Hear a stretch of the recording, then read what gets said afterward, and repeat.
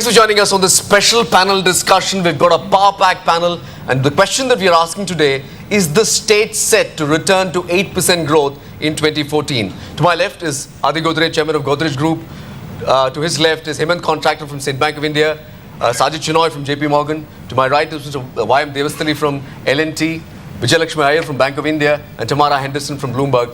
Thank you all for joining us. And let me set the ball rolling with Mr. Godrej first. Mr. Godrej, can India get to 8% and get back to 8%? Do you think that is a possibility? Oh yes, and not only a possibility, but it's likely. That's provided we do the right things.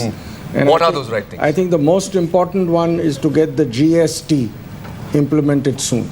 That itself will add 2 percentage points to our GDP growth, other things being equal. And in any case, I think in the second half of this year, with the good agricultural season, I think GDP growth will accelerate a little bit. So that's very important. The other most important thing is the ease of doing business in India, which was always rather poor, has further deteriorated. Now, I don't want to go into every little area where it has deteriorated, but if a new government can sort that out, and I'm sure a new government can, because the new government will have the mandate and it will be able to do it, then that could further add to it. So 8% is not difficult. Whether it will happen or not will depend on how strong the new government is. If it's a strong government, a pro-business government, a pro-economy government, sure, I think it's quite likely. Mr. Devasthali, Mr. Godrej believes that it is possible, but is 8% a distant dream, or do you think we're headed towards back to the Hindu rate of growth? If the question is for 2014, I think it's very challenging. Okay. I don't think 2014 we are going to see 8% growth. Yes, after the elections, if we see a pro-development government, and if there are 3 or 4 things which are done by that government, possibly over a period of time we might achieve 8% growth. And I think I'm talking about more macro things. Sure. Very important is the fiscal deficit has to be controlled. There is no question. I think we are also today facing this problem of inflation. And I think there is a very limited choice as far as the government is concerned, unless the supply side. That's what the finance minister said the other day. Sure. And he said that there are limitations on that. So in an environment where interest rates are going to be high, it's also going to be very challenging. There are 2 other important things which are required. One is we need substantial investment in infrastructure, and unfortunately today it is extremely challenging. Government is talking about 50% of that investment coming from private sector, sure, which almost means to about 400 to 500 billion dollars. Right. And I think looking at the balance sheets of these infrastructure development companies, it is quite tough, because many of the companies today are stressed. Right. And I don't know whether they are going to come out in the next 1 or 2 years. So it's going to be, so a lot of investment has to be from the government. Sure.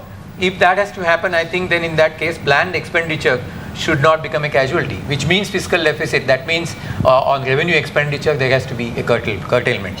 And the other important point which is very relevant over a longer period of time, I think we need to substantially increase investment in manufacturing. Right. Because lots of people are going to require jobs. Probably every year about 1 crore of people will need jobs. And I think unless we do manufacturing all right, it's going to be very difficult. If you look at the percentage of GDP, manufacturing percentage is low. Sure. China is about 46%. We are talking of 15 to 18%. Sure. I'll get to investment in just a bit. But Vijayalakshmi Iyer, Mr. Devasthali alluded to the fact that there are stressed companies, and you know a thing or two about stressed companies in an environment like this. But would you say that, are you seeing any green shoots of recovery at all to get anywhere close to the 8% that we are all dreaming about? It is too early to say that green shoots are there for the sake of recovery. You rightly said that stresses are visible in every segment, other than the retail segment or the personal consumption segment. We are all working hard, and of course the corporates are also deleveraging, and then they are trying to reduce their own debts. That is a very positive sign. But no one is talking of any investment. And the profit per se of all the corporates are actually hitting the bottom. Their margins are certainly under pressure. Right. So these are difficult times, and we are not seeing any good days as of now, though we are all very hopeful and desire that there should be investment cycle should come back and credit should pick up, and so that the cash flows of the corporates improve, Sure. and we tend to gain. I'm going to toss this to Sajid. Sajid, while we're looking at 2014, let me rewind this to 6 years ago. We were all, we were feeling good. 9% was the norm and so on. Why did we screw up? So I think the question should not be, will it be 8% growth? The question is, will it be sustainable growth? So we've seen 9% growth before the crisis, which was sustainable. We've seen 9% growth after the crisis, which was not sustainable. What was the difference? The latter was consumption-led growth. The former was investment-led growth. In a fundamentally supply-constrained economy, the only kind of growth that's sustainable is investment-led. So the question should be, what are the 5 things the government has to do to jumpstart the private investment cycle? When that happens, even if you get to 8% growth 3 years from now, it'll be sustainable. If you have consumption-led growth, you're always choosing between growth and macro stability. Because if growth picks up because of consumption, guess what will happen? Inflation will rise with a lag of 3 quarters. The current account deficit will widen again. So I think the question has to be, what do you do?